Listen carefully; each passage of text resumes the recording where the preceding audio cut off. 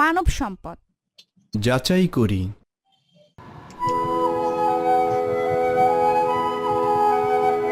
জনসংখ্যার সমস্যার সমাধান।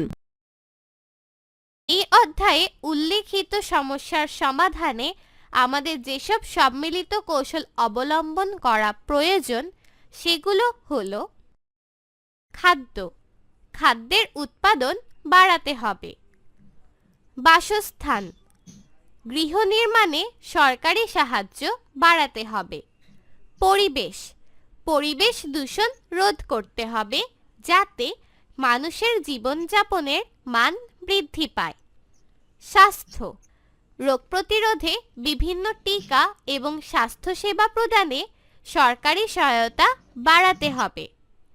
এতে মানুষের কর্মক্ষমতা বৃদ্ধি পাবে।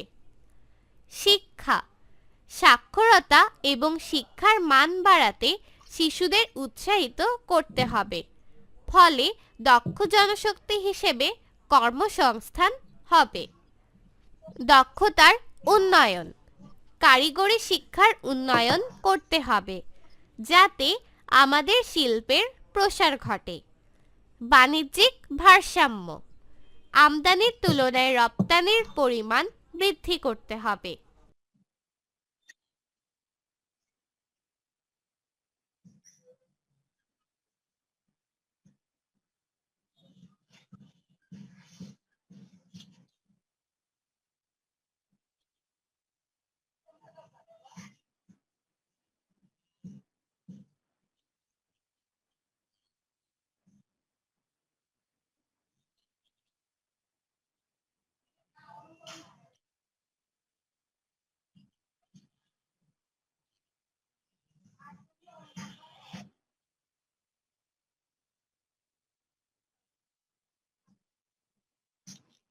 আচ্ছা, আমরা এখানে দেখতে পাচ্ছি যে আমরা তো বুঝে গেছি যে আমাদের জনসংখ্যা কি এখন আহ, অতিরিক্ত প্রচুর জনসংখ্যার দেশ আমাদের এই বাংলাদেশ।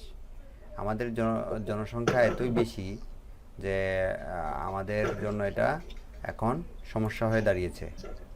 ঠিক আছে, তো জনসংখ্যার সমস্যা সমাধানের জন্য আমাদের যেটা করতে হবে তার মধ্যে এই 1 2 3 4 5 6 7টা বিষয় চলে আসে।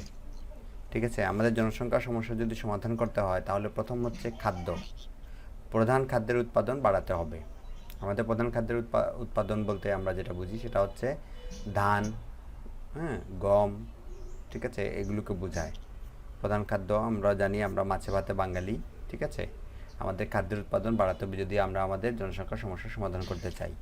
এবং বাংলাদেশ সরকার যাতে খাদ্যের সমস্যার সমাধান হয় তার জন্য যুগান্তকারী পদক্ষেপ গ্রহণ করেছে।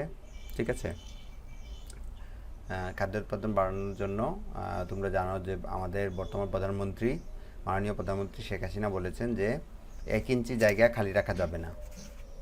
ঠিক আছে, পতিত রাখা যাবে না, সেখানে বিভিন্ন শস্যের চাষ করতে হবে।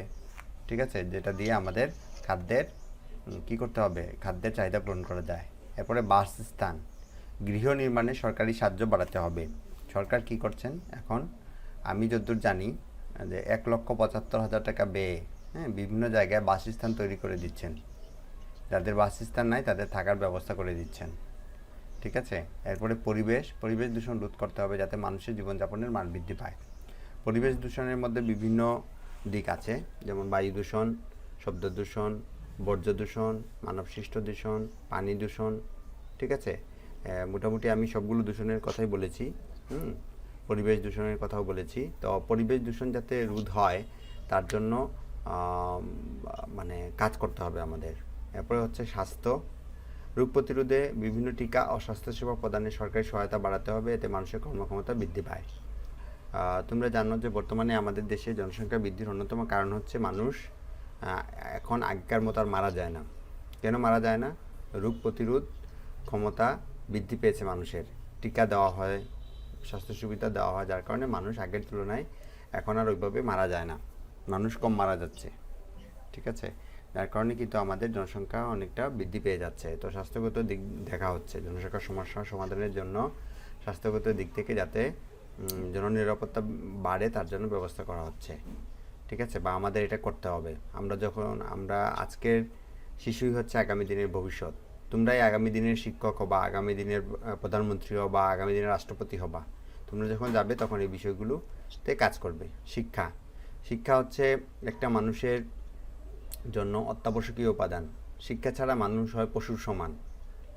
হ্যাঁ, যার শিক্ষা নাই, হ্যাঁ, সে পশুর সমান হয়। ঠিক আছে, এজন্য সাক্ষরতা এবং শিক্ষার মান বাড়াতে শিশুদের উৎসাহিত করতে হবে, ফলে দক্ষ জনশক্তি হিসেবে কর্মসংস্থান হবে। তো আমরা যদি আমাদের জনসংখ্যাকে এই কাজটা করে দিতে পারি, মানে শিক্ষিত করতে পারি, তাহলে কি হবে? শিক্ষিত করতে পারলে তারা নিজেরা নিজেদেরকে দক্ষ করে গড়ে তুলতে পারবে। ঠিক আছে, এতে করে আমাদের জনসংখ্যার সমস্যার সমাধান হয়ে যেতে পারে। ঠিক আছে, তারপরে দক্ষতার উন্নয়ন ঘটাতে হবে। এখানে দক্ষতা বলতে বিভিন্ন কারিগরি দিককে বোঝানো হয়েছে। কারিগরি দিক বলতে বিভিন্ন বিষয়ের উপর, যেমন মনে করো ইলেকট্রিশিয়ান, এরপরে ওয়ার্কশপের কাজ, গাড়ি মেরামতের কাজ, মোটরসাইকেলের মেরামতের কাজ ইত্যাদি কাজকে বোঝানো হয়েছে। টিভি মেরামতের কাজকে বোঝানো হয়েছে।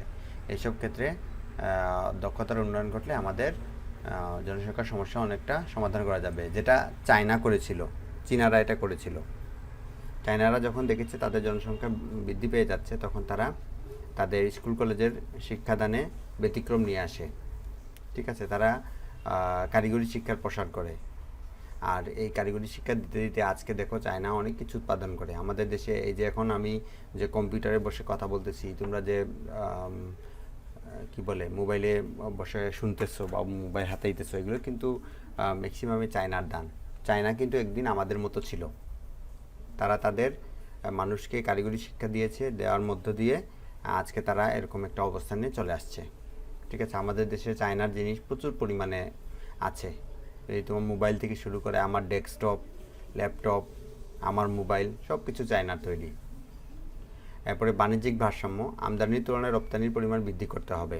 আমাদের দেশে যে পরিমাণ আমদানি হয় তার তুলনায় রপ্তানি হচ্ছে না, এটার পরিমাণ বৃদ্ধি করতে হবে যদি আমরা আমাদের জনসংখ্যার সমস্যার সমাধান করতে চাই। ঠিক আছে, আশা করি